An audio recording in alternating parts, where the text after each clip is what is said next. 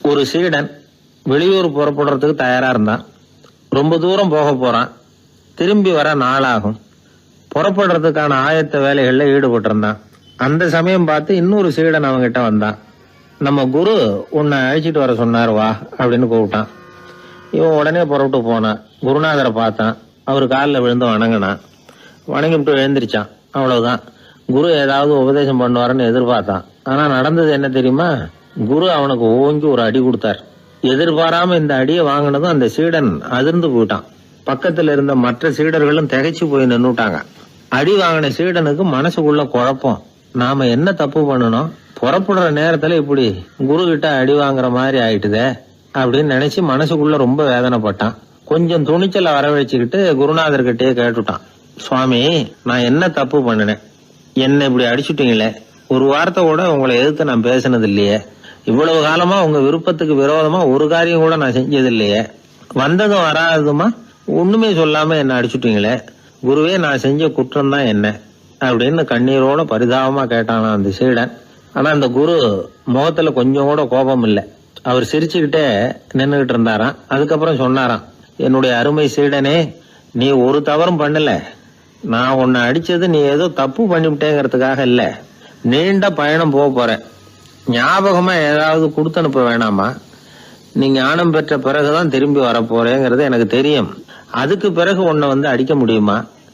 அதனால இப்ப கிடைச்சிருக்கிற இந்த வாய்ப்பை பயன்படுத்திக்கிட்டேன். அப்போதைக்கு இப்பவே அடிச்சுட்டேன், அவ்வளவுதான், வேற ஒண்ணும் இல்லை அப்படின்னாராம். குரு சிரிச்சுக்கிட்டே இப்படி சொல்றார். இருந்தாலும் இதுவும் ஒரு உபதேசம் தான். அதிர்ச்சிகளால வந்து விழிப்படைய வைக்கிறதும் ஒரு வழிதான். இது ஜென் வழி. பெரும்பாலும் அதிர்ச்சியின் மூலமாகவே ஞான தரிசனத்தை அருள்கிறவர்கள் தான் ஜென் குருமார்கள். நம்ம தியானம் தான் ஜென். இந்தியாவிலிருந்து சீனாவுக்கு போய் கொஞ்சம் பேர் மாறி வளம் பெற்று ஜப்பான்ல ஜென் ஆகி வளர்ந்துருக்குது, அவ்வளவுதான். ஜென்கிறது தியானம். எதை நினைச்சும் தியானிக்கிறது இல்ல, எல்லாத்திலையும் தியானம் இருக்கிறதா சொல்லுது ஜென். பேசுறது, இருக்கிறது, நடக்கிறது, சாப்பிடுறது, சிரிக்கிறது, தூங்குறது, தொழில் செய்யறது அல்லது சும்மா இருக்கிறது எல்லாமே தியானம் தான். ஜென்கிறது ஒரு சுய தரிசனம். தன்னைத்தானே அடையாளம் கண்டுகொள்ளுகிறது தான் அது. இல்லாத எதையும் தேடி கண்டுபிடிக்கிறது இல்ல. சென் மார்க்கத்தை பத்தி ஓஷோ என்ன சொல்றார் தெரியுமா?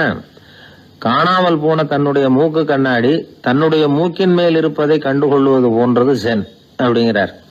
நம்மால் ஒருத்தர் இன்னொருத்தர் முகத்தை ரொம்ப நேரமா உத்து பார்த்துக்கிட்டு இருந்தார். என்ன பாக்குறீங்கன்னாரு அவரு. நீங்க போட்டிருக்கீங்களே மூக்கு கண்ணாடி, அதை தான் பாக்குறேன்னாரு இவரு. நீங்க அப்படி பாக்குறதுக்கு விசேஷ காரணம் ஏதாவது உண்டான்னு கேட்டார் இவர். உண்டுன்னார். என்னன்னு கேட்டார். நேத்திக்கு காணாம போன என்னோட மூக்கு கண்ணாடி அது அப்படின்னாராம் இவர். ஒரு ஊர்ல ஒரு குரு இருந்தார். ஒரு நாள் அவரை தேடிட்டு ஒருத்தன் வந்தான். உனக்கு என்ன வேணும்னு கேட்டார் குரு. எனக்கு ஞான தெளிவு வேணும், அதுக்கு உங்க உபதேசம் எனக்கு தேவைன்னா. உபதேசம் வேணும்னா அதை பெற்றுக்கொள்ளுகிற அளவுக்கு தகுதி உள்ளவனா உன்னை தயார்படுத்திக்கணுமேன்னார். அதுக்கு நான் என்ன செய்யணும் சொல்லுங்கன்னா, முதல்ல நீ செய்ய வேண்டியது என்னன்னா, உங்ககிட்ட இருக்கிற எல்லா கெட்ட குணங்களையும் விட்டுட்டு 1 வருஷம் கழிச்சு வா, அப்புறம் பார்க்கலான்னார். அவ்வளவுதானே, சரின்னு சொல்லிவிட்டு அவன் போயிட்டான். 1 வருஷம் கழிச்சு வந்தான். அவன் அங்க வந்து சேர்ந்த சமயத்துல அந்த ஆசிரமத்தின் மண் தரைய ஒரு வேலைக்காரன் பெருக்கி சுத்தம் பண்ணிட்டு இருக்கிறான். அந்த மண் தரையிலிருந்து எழுந்த புழுதி அதிகமா இருந்தது. அது காத்துல கலந்தது. சீடனையே மறைக்கிற அளவுக்கு ஆயிட்டுது. ஒரே புழுதி மயம். சீடனுக்கு கோபம் வந்துட்டுது. அந்த வேலைக்காரனை அடிக்கிறதுக்காக கைய வாங்கிட்டு போனான். அவன் ஓடி போய் குரு கிட்ட சொல்லிவிட்டான், குருவே, உங்க உத்தரவுப்படிதான் நான் தரையை சுத்தம் பண்ணேன், ஆனா அந்த ஆளு என்ன அடிக்க வர்றான் அப்படின்னா. குரு பார்த்தார். அந்த சீடனை கூப்பிட்டார். இத பாருப்பா, உன்னுடைய எண்ணங்கள்ல பாம்பு புகுந்துட்டுது. அதையெல்லாம் விரட்டி அடிச்சு விட்டு 1 வருஷம் கழிச்சு வா, அதுக்கப்புறம் பார்க்கலான்னுட்டார். சீடன் யோசனை பண்ணான். சரின்னு சொல்லிட்டு போயிட்டான். 1 வருஷம் கழிச்சு மறுபடியும் வந்தான். இப்போ அவன் வர்ற சமயத்துல அந்த வேலைக்காரன் என்ன பண்ணான் தெரியுமா? குரு கட்டளைப்படி தரையை பெருக்கினான். அப்புறம் அந்த புழுதியை எடுத்து வேணும்னே அந்த சீடன் மேல தூவினான். அவ்வளவுதான். சீடனுக்கு மகாகம் வந்துட்டுது. அந்த வேலைக்காரனை பிடிச்சி கண்ணாமண்ணான்னு திட்டிவிட்டான். வேலைக்காரன் குரு கிட்ட ஓடனான். ஐயா, அந்த ஆளு வாய்க்கு வந்தபடியெல்லாம் திட்டுறான் அப்படின்னா. குரு பார்த்தார். ஓ அப்படியா, அப்படின்னா இந்த தடவை பாம்புகள் கிடையாது, இப்போ அவன் இதயத்துக்குள்ள நுழைஞ்சிருக்கிறது நாய். அதை விரட்டி அடிச்சு விட்டு இன்னும் ஒரு வருஷம் கழிச்சு அவனை வர சொல், அப்புறம் பார்க்கலாம் அப்படின்னு சொல்லி அனுப்பி வச்சுட்டார். சீடன் திரும்பி போயிட்டான். ஒரு வருஷம் கழிச்சு மறுபடியும் வந்தான். இப்ப அவன் வர்றப்போ என்ன செய்யணுங்கிறத அந்த வேலைக்காரங்கிட்ட குரு ஏற்கனவே சொல்லி வச்சிருக்கிறார். அது பிரகாரமே அவன் பண்ணனான். அவன் என்ன செஞ்சான் தெரியுமா?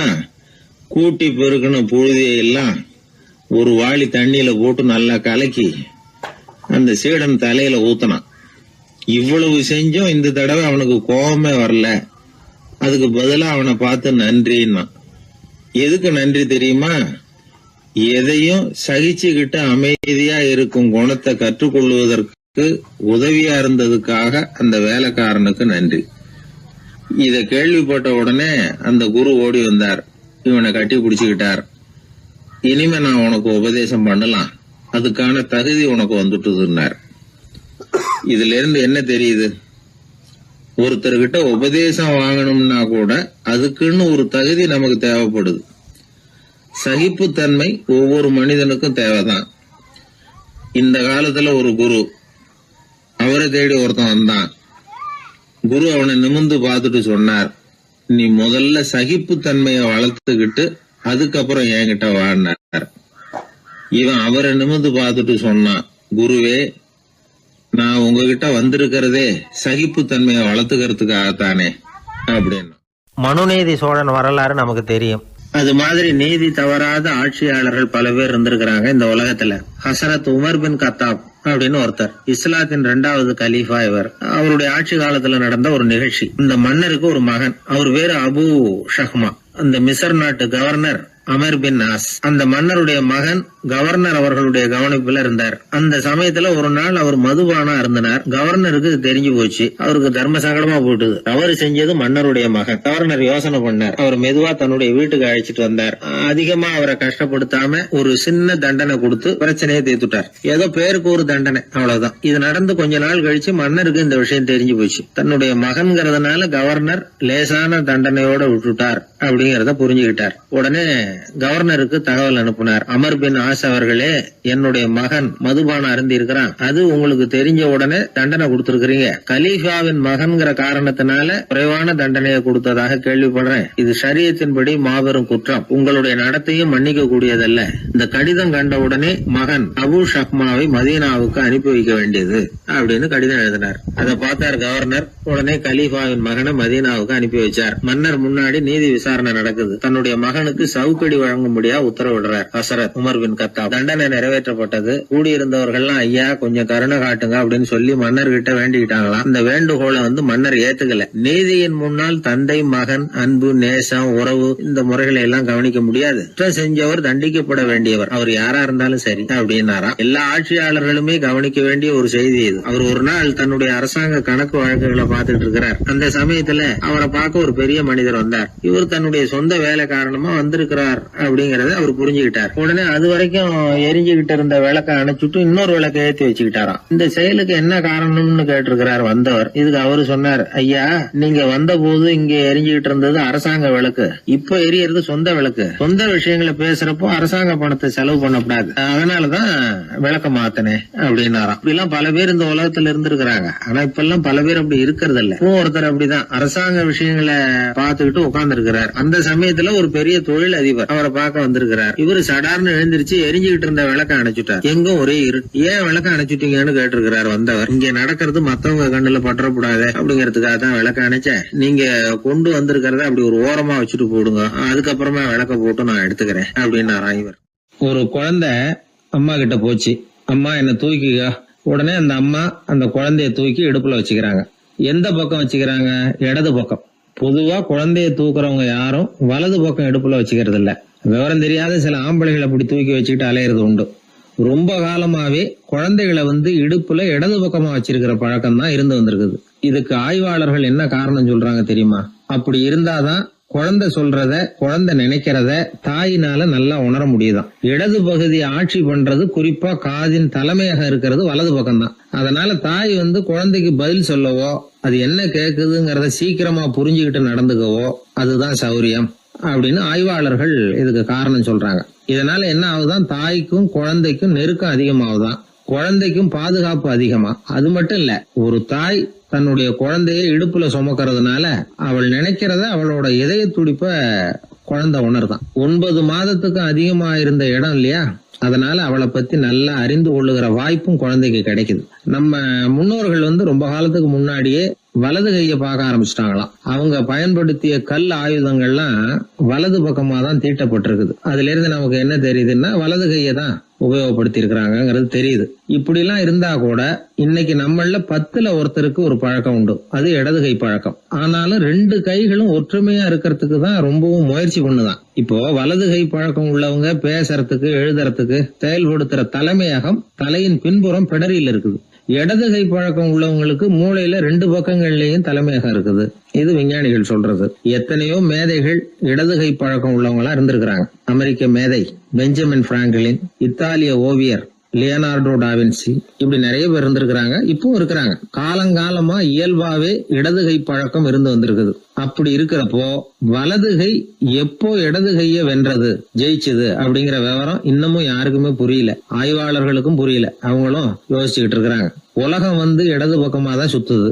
வானத்துல இருக்கிற வெள்ளி வீதி, அப்புறம் அணுவுல இருக்கிற துணுக்குகள், உடம்புல இருக்கிற அமினோ அமிலம், இப்படி எல்லாமே இடதுபுறமா தான் இயங்கிட்டு இருக்குது. இவ்வளவு செய்திகள் இடது கைக்கு ஆதரவா இருக்கிறப்போ அது எப்படி வலது கை கிட்ட ஏமாந்தது அப்படிங்கிற ரகசியம் இன்னமும் யாருக்கும் தெரியலையா. இது சம்பந்தமா ஆராய்ச்சி பண்றவங்களுக்கு இது இன்னமும் ஒரு பிரச்சனையா தான் இருக்குதான். இப்படி இடது கை ஒதுங்கிட்டதுனால இப்பெல்லாம் வலது கைக்கு தான் மரியாதை அதிகமா போச்சு. ஒரு ஆசாமி இடது கையில கட்டு போட்டுட்டு வந்தானா, கையில என்னப்பா கட்டுன்னு விசாரிச்சிருக்கிறாரு ஒருத்தர். ஒரு இயந்திரத்தை பிரிச்சு ரிப்பேர் பார்த்துக்கிட்டு இருந்தேன், மறுபடியும் அதை ஓட விட்டு பாக்குறப்போ இடது கை விரல் மாட்டிக்கிட்டது, அதுதான் கட்டு அப்படின்னு இருக்கான். நல்ல வேளை வலது கை மாட்டியிருந்தா உன்னால சாப்பிட கூட கஷ்டமா போயிருக்குமே என்னார் அவர். இதுக்கு அவன் சொன்னானா, முதல்ல வலது கை தாங்க மாட்டிக்க இருந்தது, நான் தான் உடனே புத்திசாலித்தனமா அதை இழுத்துக்கிட்டு இடது கையை கொடுத்தேன் அப்படின்னு இருக்கான். இவன் எப்பேற்பட்ட புத்திசாலி பாருங்க. இந்த வலது கை இடது கைங்கிறத பத்தி அறிவியல் ஆராய்ச்சி ஒரு பக்கம் இருந்தாலும் கை சுத்தமா இருக்கணும், இது வாழ்க்கைக்கு முக்கியம். உண்மை, உழைப்பு, நேர்மை இதெல்லாம் இருந்தாதான் வாழ்க்கையில முன்னேற முடியும். அதனால இந்த இடது கை பழக்கம் வலது கை பழக்கம் எது எப்படி இருந்தாலும் அது ஒருத்தருடைய புத்திசாலித்தனத்தை பாதிக்கிறது இல்ல. அதனால வாழ்க்கையில முன்னேறதுக்கு இது ஒரு இடைஞ்சலா இருக்கிறது இல்ல. நாம நம்ம உடம்பையும் புரிஞ்சுக்குவோம், மனசையும் புரிஞ்சுக்குவோம். அப்படி புரிந்து கொண்டு வாழ்க்கையில முன்னேறுவோம். ஒரு இளைஞன், வசதியான குடும்பம், அவனுக்கு வாழ்க்கையில நிம்மதி இல்ல, வாழவே பிடிக்கல, எல்லாம் வெறுத்து போச்சு. என்ன பண்ணலாம்னு யோசனை பண்ணா ஒரு குருவை தேடிட்டு போனான். அவர்கிட்ட தான் வந்த விவரத்தை சொல்லி ஏதாவது வழி சொல்லுங்க சுவாமின்னு கேட்டான். அவரு பார்த்தார், சரி அதுக்கு முன்னாடி உன்னை பத்தி கொஞ்சம் சொல்லு, எவ்வளவு படிச்சிருக்கிற, என்ன தெரியும் உனக்கு அப்படின்னு கேட்டார். சுவாமி, நான் ஒழுங்கா படிக்கல, எதுவும் தெரியாது, ஆனா ஒண்ணு, கொஞ்சம் சதுரங்கம் ஆட தெரியும் எனக்கு, அவ்வளவுதான். குரு கொஞ்சம் யோசனை பண்ணார். பக்கத்துல இருந்த ஒரு சீடனை கூப்பிட்டார். அவங்கிட்ட ஒரு பேரை சொல்லி, நீ உடனே போய் அந்த பிக்ஷுவை இங்க கூப்பிட்டுட்டு வா அப்படின்னார். வரும்பொழுது ஒரு சதுரங்க பலகையும் அதுல விளையாடுறதுக்கான காய்களையும் எடுத்துட்டு வா, அப்படியே நம்ம சீடர்கள் எல்லாரையும் இங்க வர சொல்லு அப்படின்னு சொன்னார். கொஞ்ச நேரத்துல எல்லாரும் வந்து சேர்ந்தாங்க. சதுரங்க பலகையை கொண்டாந்து வச்சாங்க. அந்த பிக்ஷுவும் வந்து சேர்ந்தார். குரு முன்னாடி அடக்கமா நின்னார். குரு அவரை கிட்டத்துல கூப்பிட்டு கொஞ்ச நேரம் சதுரங்கம் ஆடணும்னார். அந்த பிக்ஷுவுக்கு சதுரங்கம்னா என்னன்னு தெரியாது, இருந்தாலும் மறுப்பு எதுவும் சொல்லல. குரு சொன்னார், பிக்ஷுவே, நீர் என்னுடைய சீடர், என்னுடைய பேச்ச மறுக்காதவர், உம்முடைய அடக்கத்தையும் பணிவையும் நான் அறிவேன், எனக்காக உயிரையும் கொடுக்கறதாக சொல்லி இருக்கிறீங்க. இப்போ அதுக்கான வாய்ப்பு வந்திருக்குது. நீங்க இந்த இளைஞனோட சதுரங்கம் ஆடணும். தோத்து போனா இந்த வாளால தலையை சீவி விடுவேன், ஆனா இறந்தாலும் உமக்கு சொர்க்கம் நிச்சயம். நீங்கள் வெற்றி பெற்றுட்டா தோற்று போன இந்த இளைஞனின் தலையை சீவி விடுவேன். சரி, இப்போ நீங்க ஆட ஆரம்பிக்கலாம்னார். ஆட்டம் ஆரம்பமாச்சு. அந்த பிக்ஷு முகத்துல சலனமே இல்ல, சாவை பத்தி கவலைப்பட்டதாவே தெரியல. எதுவும் புரியலன்னாலும் குருவின் கட்டளைங்கிறதுனால ஏதோ ஒரு காயை நகர்த்திட்டு இருந்தார். சுத்தி இருந்த சீடர்கள் முகத்துல திகில், பயம், பாவம், நம்ம பிக்ஷு நிலைமை இப்படி ஆயிட்டுதே அப்படிங்கிற கவலை. குரு கையில பெரிய வாள் பளபளப்பா தயாரா இருக்குது. பிக்ஷு காயை நகர்த்துறது ஆரம்பத்திலேயே ஆச்சரியமா தெரிஞ்சாலும் அவருக்கு சதுரங்கம் பத்தி எதுவுமே தெரியாதுங்கிறது இளைஞனுக்கு புரிஞ்சு போச்சு. அவனுக்கு உற்சாகம் வந்துட்டது. சுறுசுறுப்பா காய்களை நகர்த்த ஆரம்பிச்சான். பிட்சு கொஞ்சம் கொஞ்சமா தோத்துக்கிட்டே வந்தார். சுத்தி இருக்கிற சீடர்கள் முகத்துல சொல்ல முடியாத வேதனை. இளைஞன் முகத்துல மகிழ்ச்சி. நிமிர்ந்து பார்த்தான் எதிரில இருந்த பிட்சுவை. அவர் முகத்தை பார்த்ததும் இவனுக்கு ரொம்ப பாவமா இருந்தது. அந்த முகத்துலதான் எவ்வளவு சாந்தம், எவ்வளவு இனிமை, அவர் கண்கள்ல எவ்வளவு கருணை. இவர் சாகத்தான் வேணுமா? இளைஞன் யோசிக்க ஆரம்பிச்சான். நாம இறந்து போனா யாருக்கும் எந்த இழப்பும் இல்ல. வீணாகி போன தன்னுடைய வாழ்வும் சாவும் யாரையும் பாதிக்க போறதில்ல. ஆனா துறவியும் ஞானியுமான கருணை மிக்க இந்த பிட்சு இறந்தா அது எவ்வளவு பெரிய இழப்பு. அதுக்கு நாம காரணமா இருக்கிறதா அப்படின்னு நினைச்சு பார்த்தான் அந்த இளைஞன். உடனே கண்ணாமண்ணான்னு விளையாட ஆரம்பிச்சுட்டான். அதாவது தான் தோத்து போகணுங்கிறதுக்காகவே. ஆட்டத்தை கூர்ந்து கவனிச்சுக்கிட்டு இருந்த குரு திடீர்னு சதுரங்க பலகையை கழுத்து தள்ளினார். காய்கள்லாம் செதறி போட்டுது. எல்லாரும் திகைச்சு போட்டாங்க. யாருக்கும் வெற்றி தோல்வி இல்லைன்னு அறிவிக்கிறேன் குரு. தம்பி, உன்னுடைய மன ஒருமைப்பாட்டை கவனிச்சேன். முழுமையா ஆட்டத்துல மூழ்கி போனதையும் பார்த்தேன். கடைசியில உயிர் தியாகம் பண்ண முடிவெடுத்து தாறுமாறா ஆட ஆரம்பிச்சதையும் கவனிச்சேன். வாழ்க்கை என்னங்கிறதும் எந்த வாழ்க்கை பயனுள்ள வாழ்க்கைங்கிறதும் உனக்கு புரிஞ்சுட்டுது. இப்ப இங்க அதை நீ கத்துக்கிட்ட. உன்னுடைய மனம் பக்குவ நிலை அடைஞ்சுட்டுது. தியாகம் உன்னுடைய இதயத்துல குடி வந்துட்டுது. அது எங்க இருந்தாலும் நல்லதுதான். உனக்குள்ள இருந்துதான் அந்த தியாகம் வந்திருக்கு. அதை நீ அடையாளம் கண்டுபிடிச்சுக்கிட்ட. நீ இனிமே கொஞ்ச காலம் இங்கேயே இருந்துட்டு போகலாம். உன்னுடைய வாழ்வு பயனுள்ள வாழ்வா மாறும் அப்படின்னு சொல்லி அந்த குரு ஆசீர்வாதம் பண்ணார். இந்த காலத்திலயும் ஒருத்தர் அது மாதிரி தன்னுடைய வாழ்க்கையை பயனுள்ளதாக ஆக்கிக்கணும்னு ஆசைப்பட்டார். உடனே சதுரங்கம் ஆட ஆரம்பிச்சார். அப்புறம் சீட்டாட ஆரம்பிச்சார். கொஞ்ச நாள் கழிச்சு அவரை பார்த்த நண்பர் ஒருத்தர் கேட்டார், என்னங்க சீட்டாட ஆரம்பிச்ச பிறகு வாழ்க்கை பயனுள்ளதா ஆச்சா அப்படின்னு கேட்டார். ஆச்சுன்னார் அவர். யாருக்கு, உங்களுக்கான்னு கேட்டார். இல்லைங்க, நான் யாரோட ஆடுனோ அவருக்கு வாழ்க்கை பயனுள்ளதா ஆச்சு அப்படின்னு ஒரு விளக்கம் கொடுத்தாராம். அதனால வாழ்க்கைங்கிறது ரொம்ப நுட்பமான ஒன்று. அந்த நுட்பமான வாழ்க்கையை புரிஞ்சுக்கிட்டு அதுக்கப்புறம் அதை பயனுள்ளதாக மாற்றிக்கொள்ள வேண்டியது மனிதர்களுடைய கடமை. விளையாடுறது வழக்கம். மரத்துக்கு அந்த பையன் பேரில் ஒரு பாசம் உண்டாக ஆரம்பிச்சுட்டுது. பையன் அந்த மரத்தில் உள்ள பூக்களை பறிக்கணும், பழங்களை பறிக்கணும்னு ஆசைப்பட்டான். அதுக்காகவே அந்த மரம் தன்னோட கிளைகளை வளைச்சி அவனுக்கு எட்டுற அளவுக்கு தலையை சாய்ச்சி கொடுக்குது. பையன் பூக்களை பறிக்கிறான். மரம் சந்தோஷப்படுது. மரம் அன்பின் அடையாளம். அதனால் அது கொடுக்கறதுல சந்தோஷப்படுது. மனிதன் ஆணவத்தின் அடையாளம். அதனால் இவன் பறிக்கிறதுல சந்தோஷப்படுறான். பையன் வளர்ந்தான். அந்த மரத்தின் மடியிலேயே படுத்து தூங்கினான். பூக்களை பறித்து மலர் கிரீடம் பண்ணி தலையில் சூடிக்கிட்டான். பழங்களை பறித்தான், சாப்பிட்டான். அதை பார்த்து அந்த மரம் சந்தோஷப்பட்டுது. கொஞ்ச நாளாச்சு.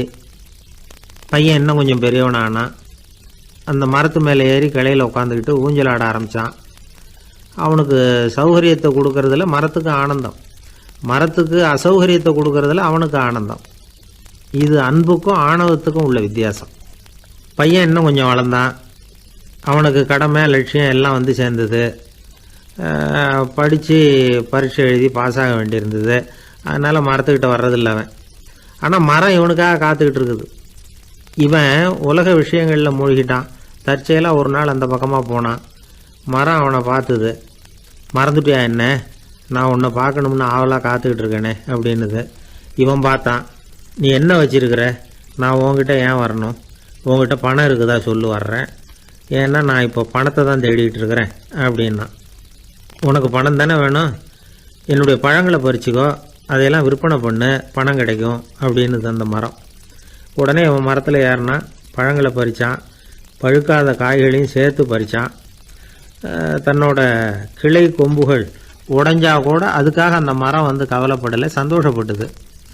இவன் பழங்களை பொறுக்கிட்டு அந்த மரத்துக்கு ஒரு நன்றி கூட சொல்லாமல் அவன் பாட்டுக்கு போட்டான். அதுக்கப்புறம் அந்த பக்கமே திரும்பலை.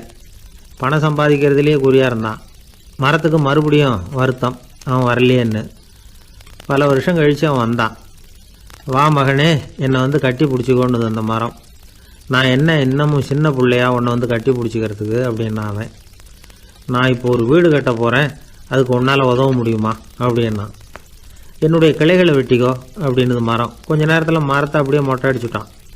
மறுபடியும் கொஞ்ச காலம் கழிச்சு அந்த மனுஷன் வயசாகி ரொம்ப கிழவனாக போட்டான் அவன். அதுக்கப்புறம் வந்தான். நான் தூர தேசங்களுக்கு போய் பணம் சம்பாதிக்கணும்னு ஆசைப்படுறேன். நான் பிரயாணம் பண்ணுறதுக்கு ஒரு படகு தேவை, அதுக்கு நீ உதவி செய்ய முடியுமான்னா.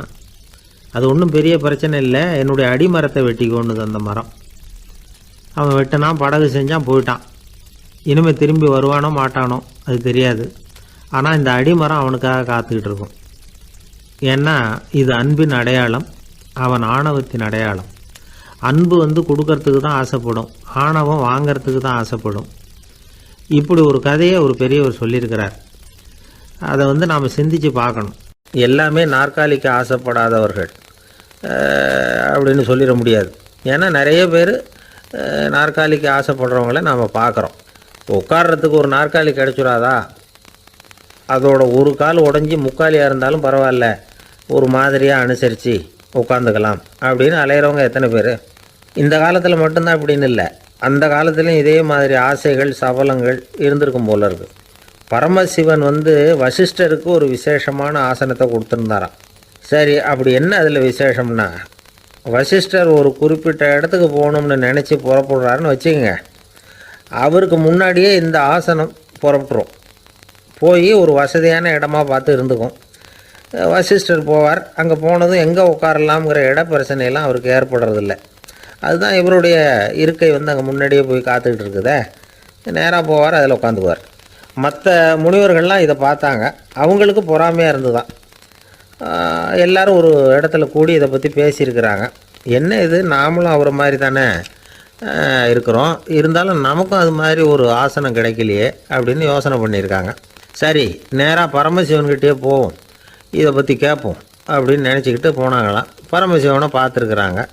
ஐயா, நாங்களும் முனிவர்கள் தானே, வசிஷ்டர் பண்ணுறது மாதிரி நாங்களும் உங்களை குறித்து கடும் தவம் பண்ணிக்கிட்டு தானே இருக்கிறோம். அப்படி இருக்கும் பொழுது அவருக்கு மட்டும் ஏன் இந்த விசேஷ சலுகை அப்படின்னு கேட்டிருக்காங்க. அதுக்கு பரமசிவன் சொன்னாராம், முனிவர்களே, உங்கள் கேள்விக்கு நான் பதில் சொல்கிறேன், ஆனால் அதுக்கு முன்னாடி நீங்கள் ஒரு காரியம் பண்ணணும்னாராம். என்ன செய்யணும்னு சொல்லுங்கன்றிருக்காங்க. நீங்கள் ஒவ்வொருத்தரும் தனித்தனியாக போய் உங்களை விட உயர்ந்த ஒருத்தரை தேடி கண்டுபிடிச்சி அவருக்கு அதிதி பூஜை பண்ணி அவரை ஒரு மண்டலத்துக்குள்ளே என்கிட்ட அழைச்சிட்டு வந்துருங்க அப்படின்னாராம். சரின்னு எல்லாரும் புறப்பட்டுருக்காங்க. அவங்க போனதுக்கப்புறம் நந்தி தேவனை அழைச்சி வசிஷ்டரை கூப்பிட்டுக்கிட்டு வர சொன்னாராம். அவர் வந்தார், வணங்கினார்.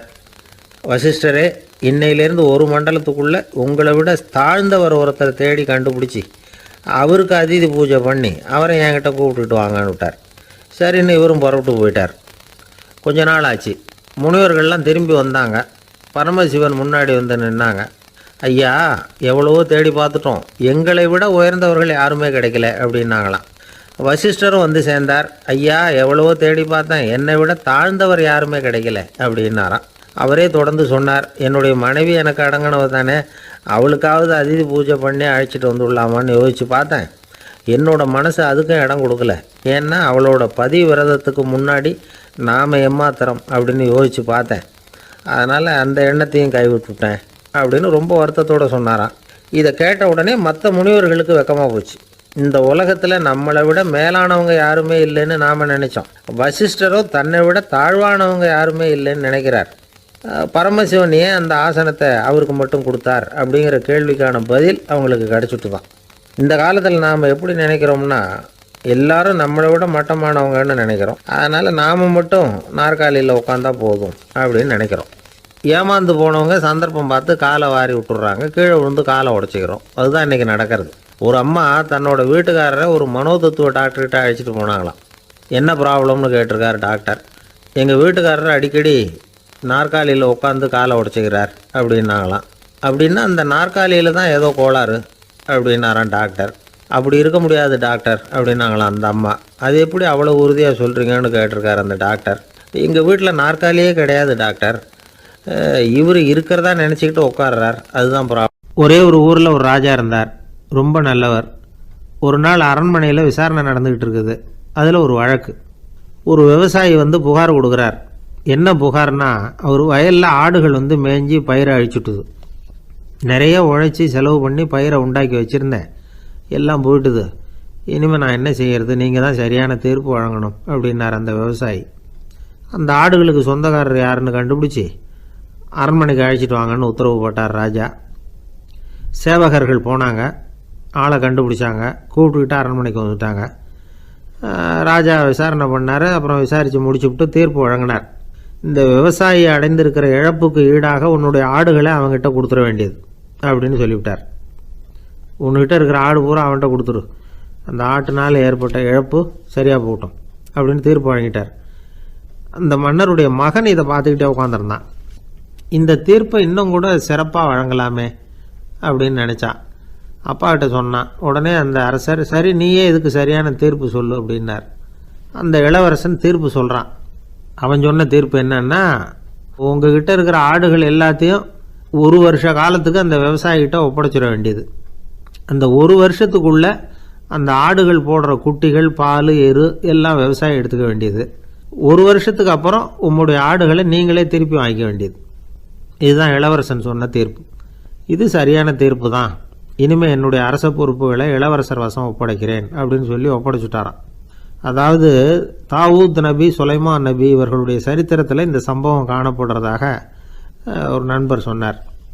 ஒரு தண்டனையை பெறுகிறவன் அதுக்கு பிறகு சமூகத்தில் நல்ல விதமாக வாழறதுக்கு வாய்ப்பு இருக்கிறது மாதிரி அமையணும் தீர்ப்பு. அதுக்கு இது ஒரு உதாரணம். சில தீர்ப்புகள் எப்படி அமைஞ்சு விடுதுன்னா, ஒரு தண்டனையை அனுபவித்து முடித்தவன் அதுக்கப்புறம் அவன் இந்த சமூகத்தில் நல்லவனாக வாழறதுக்கு நினச்சா கூட அதுக்கு தகுதி இல்லாதவன் அப்படிங்கிற அளவுக்கு சூழ்நிலை அமைஞ்சிருது. இது சிந்திக்க வேண்டிய ஒரு செய்தி. இன்னொரு ஊரில் ஒரு ராஜா இருந்தார். அவர் ஒரு நாள் ஒரு போட்டி வச்சார். என்ன போட்டின்னா, அரண்மனை வாசலில் ஒரு பெரிய நீச்சல் குளம், அதில் நிறைய விஷப்பாம்புகள். எந்த இளைஞன் துணிச்சலாக அதில் நீச்சல் குளத்தில் குதித்து நீந்தி கரையேறி வர்றானோ அவனுக்கு 100 ஏக்கர் நிலம் பரிசாக வழங்கப்படும். அது வேணாம்னா 1000 ஆடுகள் பரிசாக வழங்கப்படும். அதுவும் வேணான்னா என்னுடைய மகளை வந்து கல்யாணம் பண்ணிக்கலாம். இதுதான் மன்னருடைய அறிவிப்பு. பரிசுலாம் நல்லா தான் இருக்குது. இருந்தாலும் பாம்புகள் உள்ள குளம்ங்கிறது நல்லா இல்லையே. அதனால் யாரும் அதில் குதித்து நீஞ்சறதுக்கு முன் வரல. இருந்தாலும் திடீர்னு ஒரு இளைஞன் அந்த நீச்சல் குளத்தில் குதித்தான். நீந்தினா ஒரு வழியாக கரையேறி வந்துட்டான். மன்னருக்கு ரொம்ப மகிழ்ச்சி. நீ தான் தைரியமான இளைஞன், வா இப்படின்னு கூப்பிட்டார். கிட்ட வந்தான். அந்த இளைஞன் தண்ணீர் சொட்ட சொட்ட வந்து நிற்கிறான். சரி, உனக்கு 100 ஏக்கர் நிலம் வேணுமான்னு கேட்குறார். வேண்டாங்கிறான். சரி, அப்படின்னா 1000 ஆடுகள் வேணுமான்னு கேட்குறார். அதுவும் வேணாங்கிறான். ஓ, அப்படின்னா என் பொண்ணை கல்யாணம் பண்ணிக்கிறியா அப்படின்னு கேட்குறாரு. அதுவும் வேணாங்கிறான். ராஜாவுக்கு ஒன்றும் புரியல. அப்படின்னா உனக்கு என்ன தான் வேணும் அப்படிங்கிறார். என்னை பிடிச்சி இந்த குளத்தில் தள்ளி விட்டவன் யாருங்கிறது எனக்கு தெரியணும் அப்படின்னா. 1944 வருஷத்துல ஒரு நாள் மொரார்ஜி தேசாய் எரவாடா சிறையில் இருந்தார். காவல்துறை உயர் அதிகாரி ஒருத்தர் வர்றார். மொரார்ஜி தேசாய சிறை அதிகாரி அலுவலகத்துக்கு அழைச்சிட்டு போறார். சிறை அதிகாரி ஒரு தகவலை சொல்றார். உங்க நண்பர் மங்கள்தாஸ் பக்வாசா அப்படிங்கிறவர் நாசிக் சிறையில அடைக்கப்பட்டிருந்தார். அவருக்கு உடல் நலம் ரொம்ப பாதிக்கப்பட்டதுனால அவரை சிறையிலிருந்து பம்பாயில உள்ள ஹரிகிருஷ்ணன் தாஸ் மருத்துவமனைக்கு கொண்டுகிட்டு போயிருக்கிறாங்க.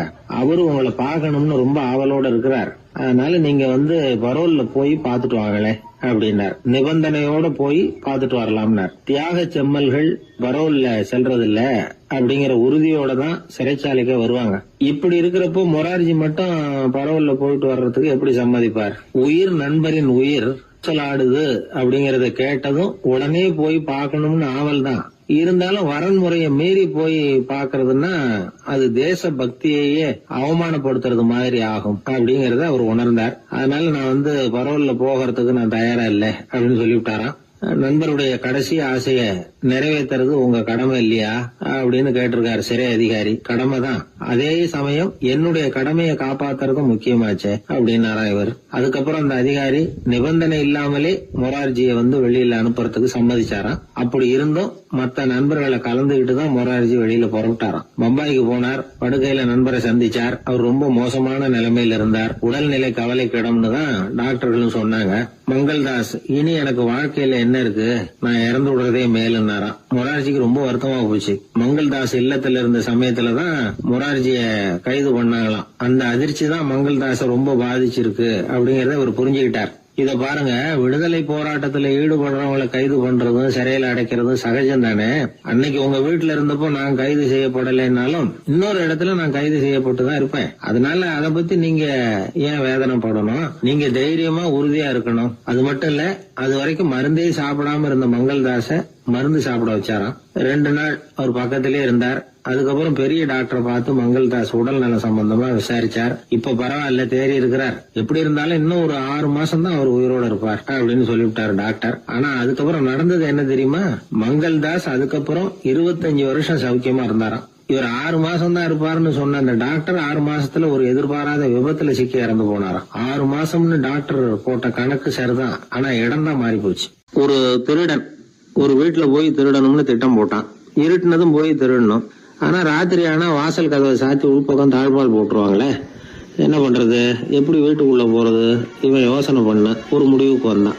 சரி, பகல் நேரத்திலேயே யாருக்கும் தெரியாம அந்த வீட்டுக்குள்ள நுழைஞ்சிருவோம், அங்க போய் எங்கேயாவது ஒளிஞ்சுக்குவோம், இருட்டுற வரைக்கும் பேசாம இருப்போம், ராத்திரி எல்லாரும் தூங்கினதுக்கு அப்புறம் நைஸா போய் பீரோவை திறந்து இருக்கிறது பூரா எடுத்துக்கிட்டு ஓடியாந்துடலாம் அப்படின்னு திட்டம் போட்டான். அதே மாதிரி ஒரு நாள் மத்தியானத்துக்கு மேல அந்த வீட்டுக்காரன் எங்கேயோ வெளியில புறப்பட்டு போனான். வீட்டுக்கார அம்மா அடுப்பங்கரையில என்னவோ சமைச்சுக்கிட்டு இருந்தாங்க. திருடன் பார்த்தான். இதுதான் சமயம்னு அந்த வீட்டுக்குள்ள மெதுவா நுழைஞ்சிட்டான். எங்க ஒளியலாம்னு பார்த்தா வலது பக்கம் ஒரு ரூம் இருந்தது. அங்க போனான். அங்க ஒரு படுக்கை அறை, அங்க ஒரு பெரிய கட்டில் இருந்தது. அதுக்கு அடியில போய் பதுங்கிட்டான். இருட்டுனது நம்ம வேலையை ஆரம்பிக்கலாம், அது வரைக்கும் பொறுமையா இருக்கணும் அப்படின்னு சொல்லி பேசாம வாயை மூடிட்டு கம்முன்னு இருக்கிறான். ரொம்ப நேரம் கழிச்சு வெளியில போயிருந்த வீட்டுக்காரன் திரும்பி வந்தான். சாப்பிட்டான். லைட்டை நிறுத்தி விட்டு படுத்துட்டான். அந்த அம்மாவும் வேலையெல்லாம் முடிச்சுட்டு வந்து படுத்துட்டாங்க. நடு ராத்திரி. விடி விளக்கு லேசா எரிஞ்சுக்கிட்டு இருக்கு. வீட்டுக்காரன் லேசா கண்ணை முழிச்சான். கட்லுக்கு நேரா எதிரில ஒரு கண்ணாடி. அதுல பாக்குறான், கட்லுக்கு கீழே ஒரு திருடன் ஒளிஞ்சு இருக்கிறது தெரிஞ்சு போச்சு. உடனே அவன் திருடன் திருடன்னு சத்தம் போடல, யோசனை பண்ணான். மேஜையில இருக்கிற கத்தி எடுத்து கையில வச்சுக்குவோமா அப்படின்னு யோசனை பண்ணான். இந்த சந்தர்ப்பத்துல கத்தியை உபயோகப்படுத்துறத விட புத்தியை உபயோகப்படுத்துறது தான் சாமர்த்தியம் அப்படின்னு நினைச்சான். உடனே அது பிரகாரம் செயல்பட ஆரம்பிச்சிட்டான். என்ன பண்ணான் தெரியுமா? எதையும் வெளியில காட்டிக்காம ரொம்ப சர்வசாதாரணமா தன்னுடைய மனைவி கிட்ட பேச ஆரம்பிச்சான். மனைவியும் புத்திசாலி, அதனால அவங்களுக்கு தெரியும். அவங்களும் வீட்டுக்காரர் கேட்ட கேள்விக்கு பொருத்தமா பதில் சொல்ல ஆரம்பிச்சாங்க. இவன் கேட்டான், இந்த பாரு, நமக்கு குழந்தை பிறந்தா அதுக்கு கிருஷ்ணமூர்த்தின்னு தான் பேர் வைக்கணும் அப்படின்னா. அதெல்லாம் முடியாது. ஆம்பளை பிள்ளையா இருந்தா ஏகாம்பரம், பொம்பளை பிள்ளையா இருந்தா பங்கஜவல்லி, இதுதான் அவங்க மாமனார் மாமியார் பேர், அதான் வைக்கணும் அப்படின்னாங்க அந்த அம்மா. அதெல்லாம் முடியாது, நான் முடிவு பண்ணிவிட்டேன் கிருஷ்ணமூர்த்தின்னு கத்தனா அவன். இல்ல ஏகாம்பரம் பங்கஜவல்லின்றது இந்த அம்மா. வாதம் முத்தி போச்சு. கிருஷ்ணமூர்த்தி கிருஷ்ணமூர்த்தி கிருஷ்ணமூர்த்தின்னா அவன். ஏகாம்பரம் பங்கஜவல்லி ஏகாம்பரம் பங்கஜவல்லின்னு இவங்க கத்துறாங்க. ஒரே சத்தமா போச்சு. இத கேட்டதும் பக்கத்து வீட்டுல இருந்தவங்க, எழுத்த வீட்டுல இருந்தவங்க எல்லாம் எழுந்திரிச்சு ஓடி வந்து இவங்க வீட்டு கதவை தட்ட ஆரம்பிச்சுட்டாங்க. தட தடன்னு. இவன் சாவகாசமா எழுந்திரிச்சு போய் கதவை திறந்தான். என்னங்க, இந்த ராத்திரி வேலையில எங்களை எல்லாம் ஏன் கூப்பிட்டீங்க, யாருக்கு என்னாச்சு அப்படின்னு கேட்டாங்க. கேட்டது யாருன்னா பக்கத்து வீட்டு கிருஷ்ணமூர்த்தி, எழுத்த வீட்டு ஏகாம்பரம் பங்கஜவல்லி எல்லாரும். அடடே, உங்களை கூப்பிடலீங்க, குழந்தைக்கு பேர் வைக்கிறது சம்பந்தமா எங்களுக்குள்ள சண்டை வந்துட்டுது, அதுதான் விஷயம். வேணும்னா இதை கட்டிலுக்கு அடியில ஒளிஞ்சிட்டு இருக்கிறானே ஒருத்தன், அவனை கூட கேட்டு பாருங்க, அவன் தான் இதுக்கு சாட்சி அப்படிங்கிறான் அந்த ஆளு. உடனே எல்லாரும் விஷயத்த புரிஞ்சுக்கிட்டு திருடனை பிடிச்சி போலீஸ்ல ஒப்படைச்சிட்டாங்களாம். நெருக்கடியான நேரங்கள்ல பதறாம புத்திசாலித்தனமா செயல்படணுங்கிறத தெரிஞ்சுக்கிறதுக்காக இந்த கதை. புத்திசாலித்தனமா செயல்படுற ஒரு குடும்ப தலைவி இருக்காங்க. அவங்க என்ன செய்வாங்க தெரியுமா? எல்லாரும் ராத்திரியானா வீட்டை உள்பக்கமா போட்டு விட்டு தானே படுப்பாங்க. ஆனா அந்த அம்மா என்ன பண்ணுவாங்கன்னா, வீட்டை வெளிப்பக்கமா ஒரு பூட்டு போட்டு பூட்டி விடுவாங்க. எழுத்த வீட்டுக்காரங்க கிட்ட சொல்லி தினமும் இப்படி பூட்டி விட சொல்றது பழக்கம்.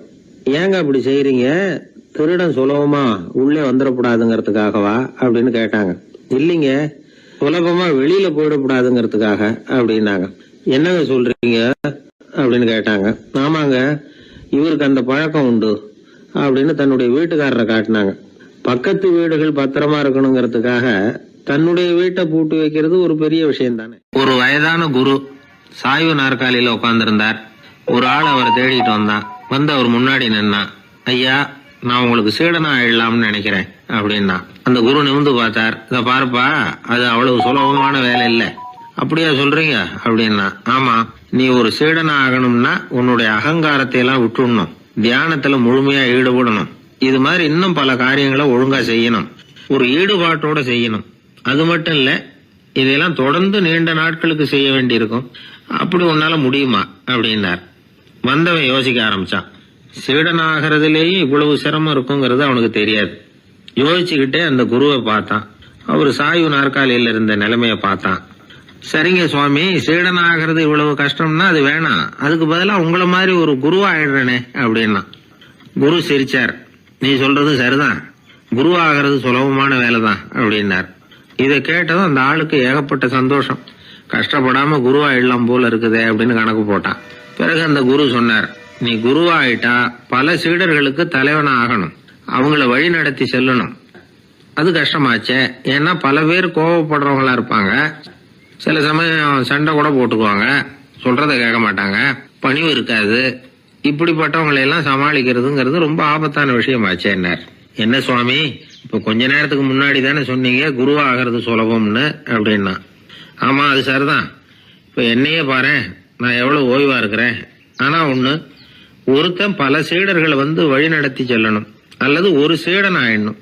இப்படி ரெண்டுல ஒண்ணு ஆனாதான் நல்லது அப்படின்னாரு அவர். அவன் இப்ப ரொம்ப குழம்பி போயிட்டான். ஏன்னா மாத்தி மாத்தி ஒவ்வொரு விதமா சொல்றாருன்னு. சுவாமி, நீங்க சொல்றத பார்த்தா ரெண்டுமே கஷ்டமான காரியமா தான் தோணுது. என்ன முடிவு எடுக்கிறதுன்னு எனக்கு புரியல. அதனால உங்களுடைய அபிப்பிராயம் என்ன, அதை சொல்லுங்க அப்படின்னு கேட்டான். இப்ப அந்த குரு சொன்னார், நீ பல சீடர்களின் தொல்லைகளுக்கு ஆளாகிறத விட நீயே முதல்ல சீடனாகி தொல்லைப்படுறதுதான் சரியா இருக்கும். ஏன்னா அப்ப நீ உன்னுடைய பிரச்சனையை மட்டும்தான் கவனிக்க வேண்டியிருக்கும். குரு ஆயிட்டீன்னா பல பேருடைய பிரச்சனையில தலையிட வேண்டியிருக்கும் அப்படின்னார். ஒரு உண்மையான குருவுக்கும் சீடனுக்கும் உள்ள உறவுங்கிறது ரொம்ப பயன் கருதாத ஒரு அன்பு கலப்பு. ரெண்டு இயற்கையான முழுமை நெருங்கி ஒன்றோட ஒன்று கலக்கிறது. நீங்க கேள்வி கேட்டா எப்படி அது முழுமை இருக்க முடியும்? அதுல முழுமைங்கிறது ஒரு அமைதியான நிலை. இந்த காலத்து குரு சீடர்கள்லாம் வேற மாதிரி. ஒரு குரு தன் சீடன் கிட்ட சொன்னார், இந்த பாருப்பா, நீ இந்த உலகத்துல எதுக்கும் பிரயோஜனப்பட மாட்ட, பன்றி மேய்க்கிறது கூட லாய்க்கில்லை அப்படின்னார். அப்படின்னா ஒண்ணு செய்யறேன் அப்படின்னா சீடன். என்ன பண்ணுவேன்னு கேட்டிருக்காரு குரு. உங்களை மாதிரியே ஒரு குருவாயிடுறனே அப்படின்னானா அந்த சீடன். பத்திரிகையில வர்ற செய்திகளை கூட நகைச்சுவையா சொல்றது உண்டு. அதாவது அதை நேரடியா சொன்னா வானொலியில அனுமதிக்க மாட்டாங்க சில விஷயங்களை. அது சின்னாருக்கு கௌரவ குறைச்சல். அதை வேடிக்கை கலந்து நகைச்சுவோடு சொல்லும் பொழுது அதை அனுமதிச்சிருவாங்க. அப்ப அந்த விசாரணை கமிஷன் அது இது நிறைய நடந்துகிட்டு இருந்தது. டெல்லியில இருந்து அமலாக்க பிரிவு அதிகாரிகள்லாம் வராங்க போறாங்கன்னு பத்திரிகையில அமர்க்கலப்பட்ட இடம். அந்த நேரம் நான் ஒரு ரேடியோவில் ஒரு செய்தியை தயார் பண்றோம். அப்ப என்ன பண்ணேன்னா, இது மாதிரி அந்த பத்திரிகை செய்தியை வச்சுக்கிட்டே ஒரு செய்தி சொன்னோம், இன்னொரு தகவல் சொல்லி. என்னன்னா, ஒருத்தன் தமிழ்நாட்டுல ஒரு ஆள், அவன் திடீர்னு கோடீஸ்வரன் ஆயிட்டான். நேற்று வரைக்கும் சாதாரணமா இருந்தா இன்னைக்கு கோடீஸ்வரன் ஆயிட்டான். டெல்லியில இருந்து 2 அதிகாரிகள் வராங்க, எப்படி அவன் பணம் சேர்த்தான்னு கண்டுபிடிக்கிறதுக்கு. அவனை கூப்பிட்டு 2 அதிகாரிகளும் எப்படிடா பணம் சேர்த்த? நான் ஒன்னும் தப்பான வழியில பணம் சேர்க்கல சார், நான் பந்தயம் கட்டியே பணக்காரன் ஆயிட்டேன். பந்தயம் கட்டி எப்படிடா பணக்காரன் ஆக முடியும் அப்படின்னா, நீங்க நம்புங்க சார், நான் பந்தயம் கட்டி தான் பணக்காரன், தப்பான வழியில சேரல சார். பந்தயம் கட்டி எப்படிடா கோடீஸ்வரன் ஆனேன் அப்படின்னா, நாங்க நம்ப முடியாதுன்றான் விசாரிக்க வந்தவன். அப்படின்னா உங்ககிட்டே ஒரு பந்தயம் கட்டட்டோமான்றான் விசாரிக்க வந்தவன்ட்டிய. என்னடா பந்தயம் அப்படின்னா, ஒண்ணுமில்ல சார், இது என் கண்ணு, இது என் பல்லு, என் கண்ணை என் பல்லாலேயே கடிக்கிறேன், எவ்வளவு பந்தயம். விசாரிக்க வந்தவன் 100 ரூபாய் எடுத்து வச்சான், இதை ப்ரூவ் பண்றான்னு. அப்படியே கண்ணை எடுத்துட்டான். அது பளிங்கு கண்ணு, ஏற்கனவே ஒரு கண்ணு பளிங்கு கண்ணு வச்சுனா எடுத்து கடிச்சு விட்டான். இது விசாரிக்க வந்தாலும் 100 ரூபாய் விட்டுட்டு நிக்கிறான். எப்படி பணம் சேர்த்தான்னு வந்தவன். உடனே இன்னொருத்தன், இவன்ட்ட என்னடா பேச்சு கொடுக்காரா, நம்ம பணம் தான் அங்க போயிட்டு இருக்கு, உனக்கு விசாரிக்க தெரியல, போடா நான் விசாரிக்கிறேன்னு அடுத்தவன் வந்தான். அது நீ ஒழுங்கா சொல்றேன், எப்படிடா பணம் சேர்த்தேன் சார், நீங்க கொஞ்சம் புத்திசாலியா தெரியுது அவரை விட, நீங்களாவது நம்புங்க சார், பந்தயம் கட்டி தான் பணம் சேர்த்தேன், நான் நம்ப முடியாது.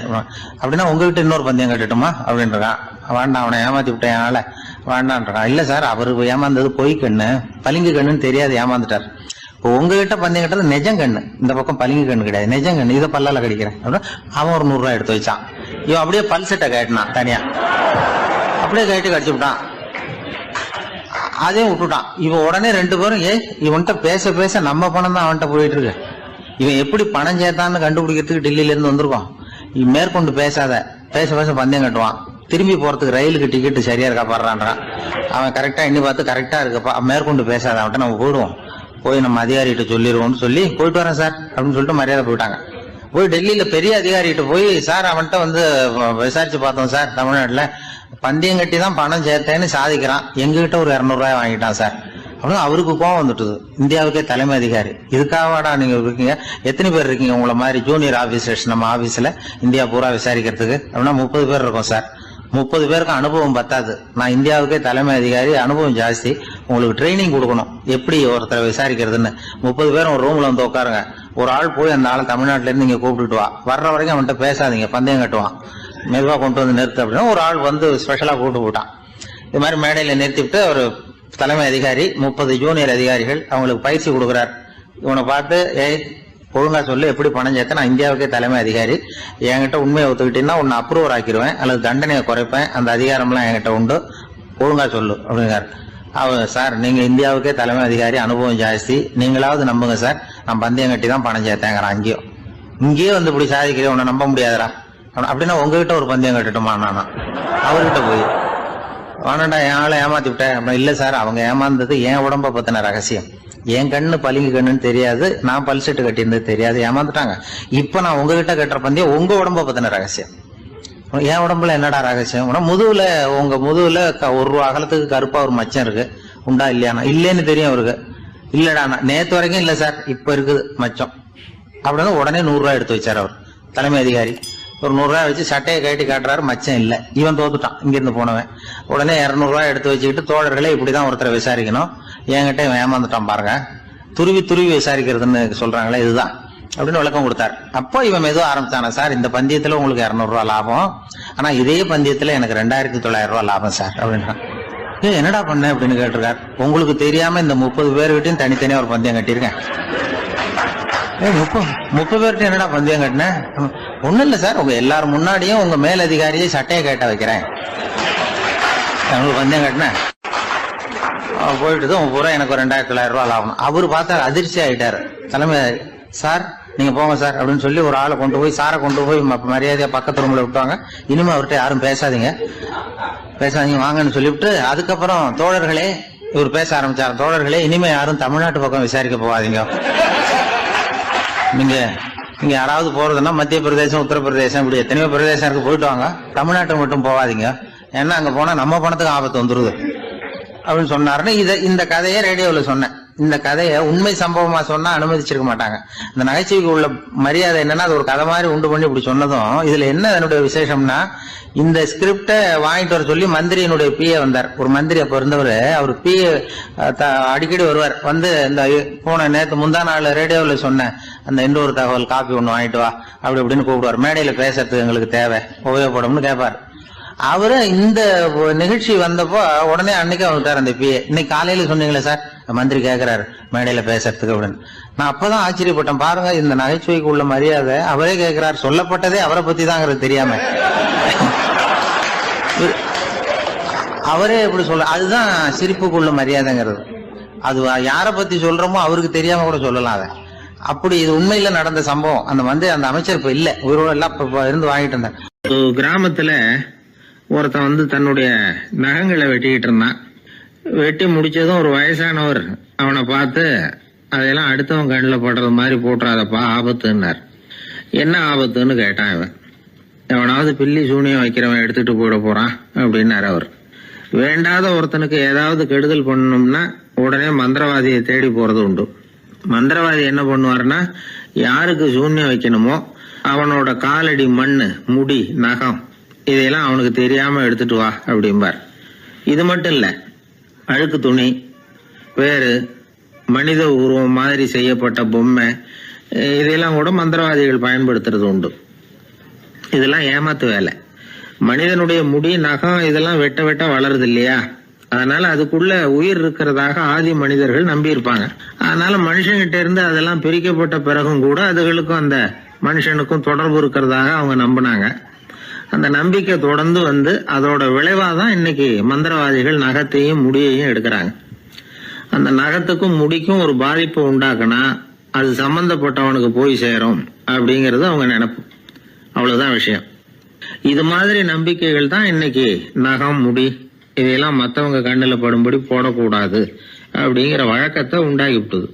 ஒருத்தர் பேரு என்னன்னு கேட்டு தெரிஞ்சுட்டு போய் அந்த பேரை வச்சு அவனோட ராசி பலனை கணிச்சு அவனுக்கு ஏற்பட இருக்கிற கெட்ட நேரத்துல அவனுக்கு சூன்யம் வச்சா அது உடனே பலிக்கும் அப்படின்னு ஒரு நம்பிக்கை.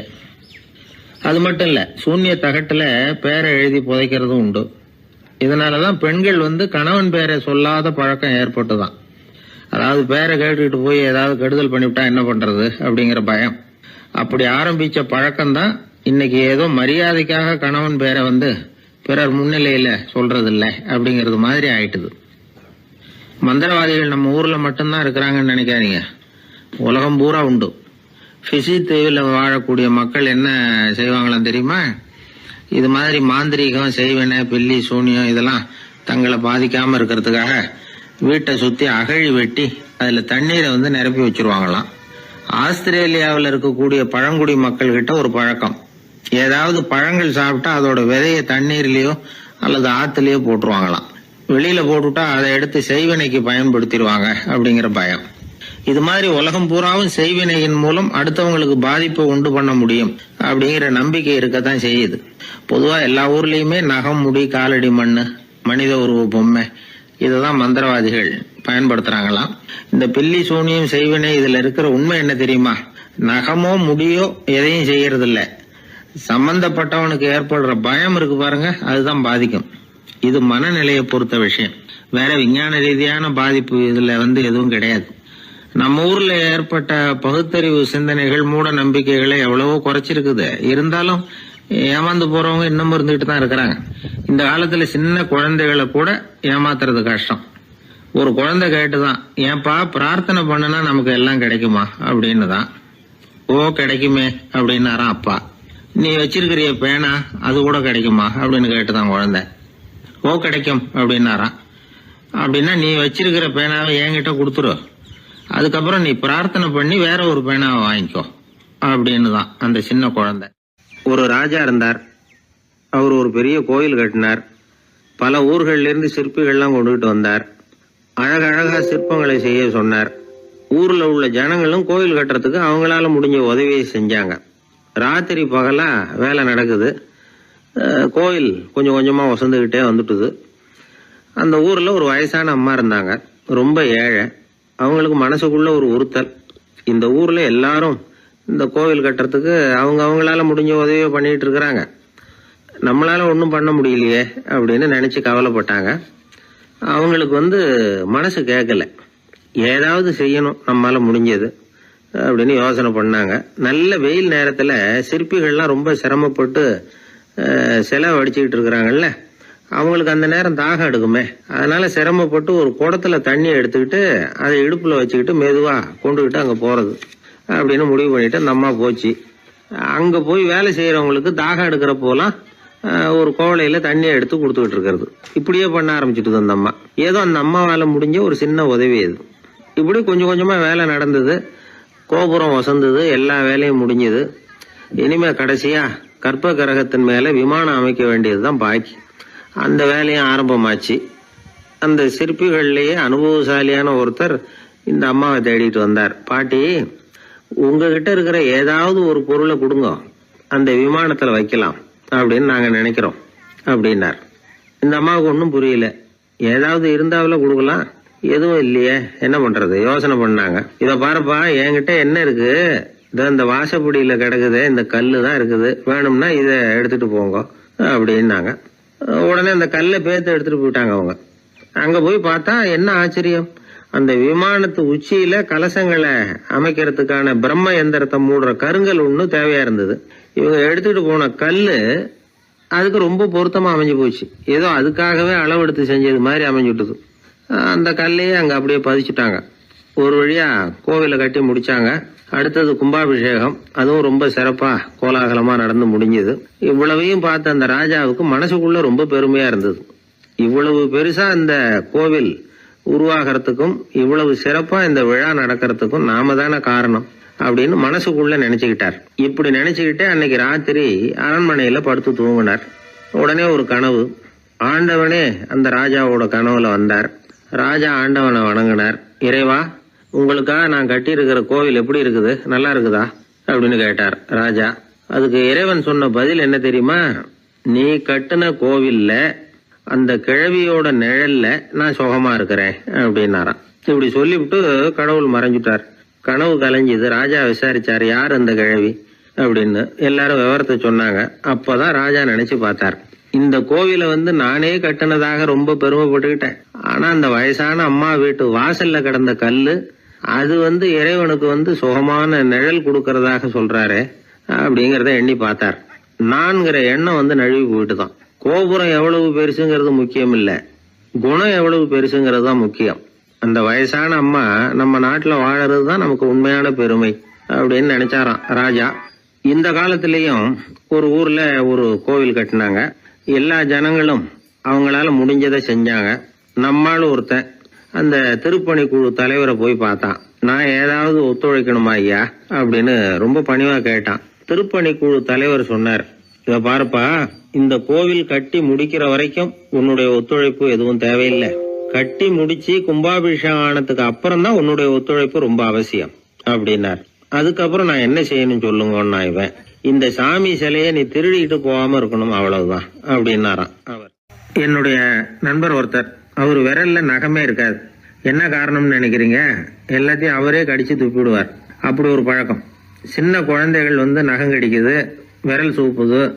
இதுக்கு என்ன காரணம் தெரியுமா? குழந்தைகள் மனசுல ஏற்படக்கூடிய ஒருவித பாதுகாப்பின்மை, இன்செக்யூரிட்டி, அல்லது தான் சரியா கவனிக்கப்படல அப்படிங்கிற எண்ணத்தோட வெளிப்பாடு தான் அது அப்படிங்கிறாங்க டாக்டர்கள். சில இடங்கள்ல 2வது குழந்தை பிறந்த உடனே பெரியவர்கள் கவனம் முதல் குழந்தைகிட்ட இருந்து கொஞ்சம் விலகி 2வது குழந்தைகிட்ட போயிடும். அந்த சமயத்துல முதல் குழந்தைக்கு இந்த பழக்கம் ஏற்படுறதுக்கு வாய்ப்பு உண்டாம். சில குடும்பங்கள்ல கணவன் மனைவி 2 பேருமே வேலைக்கு போறவங்களா இருப்பாங்க.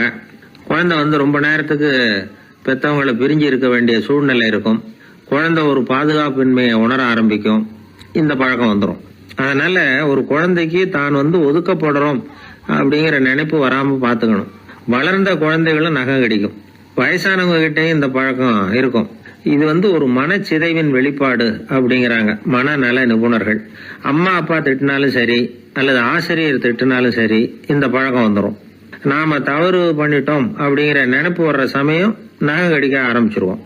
ஏதோ ஒண்ணு அடையணும் அப்படின்னு நினைக்கிறோம், அதை அடைய முடியல. இப்படி ஒரு ஏக்கம் வர்ற சமயத்திலேயும் சில பேர் நகத்தை கடிக்க ஆரம்பிச்சிருவாங்க. ஒரு பெரிய அதிகாரி, தனியார் நிறுவனத்துல வேலை பார்க்கிறவரு, அவரு டென்ஷனா ஆயிட்டாருன்னா உடனே அறைக்கு அதை சாத்தி விடுவாங்களாம். அவரே சாத்திக்குவாராம். அப்படி சாத்திக்கிட்டு உள்ள எதையாவது வெறிச்சு பார்த்துக்கிட்டே நகத்தை கடிக்க ஆரம்பிச்சிருவாராம். இந்த பழக்கம் உலகம் பூரா உண்டு. நகம் கடிக்கிறவங்களை அந்த பழக்கத்திலிருந்து மீட்கிறதுக்கு என்ன வழி அப்படின்னு லண்டன்ல உள்ள அழகியல் நிபுணர்கள் யோசனை பண்ணி பார்த்துருக்குறாங்க. சில ஆய்வுகள் பண்ணி பார்த்தாங்களாம். அவங்க என்ன பண்ணாங்க தெரியுமா? நகம் கடிக்கிற பழக்கம் உள்ளவங்களையெல்லாம் தேடி பிடிச்சாங்க. அவங்களையெல்லாம் 3 பிரிவா பிரிச்சுக்கிட்டாங்க. ஒரு பிரிவு கிட்ட என்ன சொன்னாங்கன்னா, உங்களுக்கு நகத்தை கடிக்கணுங்கிற நினைப்பு வர்றப்போலாம் டைரி எழுத ஆரம்பிச்சிருங்க அப்படின்னாங்களாம். இன்னொரு பிரிவு கிட்ட, உங்களுக்கு அந்த நினைப்பு வர்றப்போலாம் உங்க நகத்துக்கு வண்ணம் பூச ஆரம்பிச்சிருங்க, அழகு படுத்த ஆரம்பிச்சிருங்க, நெயில் பாலிஷ் போடுறாங்களே அது மாதிரி. அப்படி ஒரு யோசனை சொல்லியிருக்காங்க. 3வது குழுவினர்கிட்ட, உங்களுக்கு நகத்தை கடிக்கணுங்கிற எண்ணம் வர்றப்போலாம் விரல்களை இறுக்கமா மூடி வச்சுக்கிட்டு வேற விஷயங்கள்ல கவனம் செலுத்துங்க அப்படின்னு சொன்னாங்களாம். இப்படி 3 வித முயற்சி பண்ணி பார்த்ததுல கடைசியா அவங்க என்ன கண்டுபிடிச்சாங்க தெரியுமா? 3வது குழு செஞ்சதுல நல்ல பலன் கிடைச்சதாம். அதாவது நகம் தெரியாதபடிக்கு விரலை இறுக மூடிக்கிட்டு வச்சுக்கிட்டோம்னா அந்த பழக்கம் மாறுதான். அப்படி இருந்தவங்க கிட்ட இந்த நகம் கடிக்கிற பழக்கம் மெதுவா குறைஞ்சு போச்சான். அதனால நகம் கடிக்கிற பழக்கம் உள்ளவங்க இதை முயற்சி பண்ணி பார்க்கலாம். ஒரு ஆள் இருந்தார், அவருக்கு எப்ப பார்த்தாலும் நகத்தை கடிச்சுக்கிட்டே இருக்கணும், அப்படி ஒரு பழக்கம். அதனால அவர் விரல்ல எப்பவும் நகம் இருக்கிறது இல்ல, விரல் இருக்கிறதே பெரிய ஆச்சரியம். அவருக்கு திடீர்னு உடம்புல அரிப்பு, சொரிஞ்சிக்க முடியல, அரிப்பும் நிக்கல. 1 வாரம் தொடர்ந்து கஷ்டப்பட்டார். கடைசியா ஒரு டாக்டர் கிட்ட ஓடினார். அவர் எல்லாத்தையும் விவரமா கேட்டுக்கிட்டு கடைசியா கொஞ்சம் மாத்திரை கொடுத்து வேலைக்கு ஒண்ணு சாப்பிடு அப்படின்னாராம். இந்த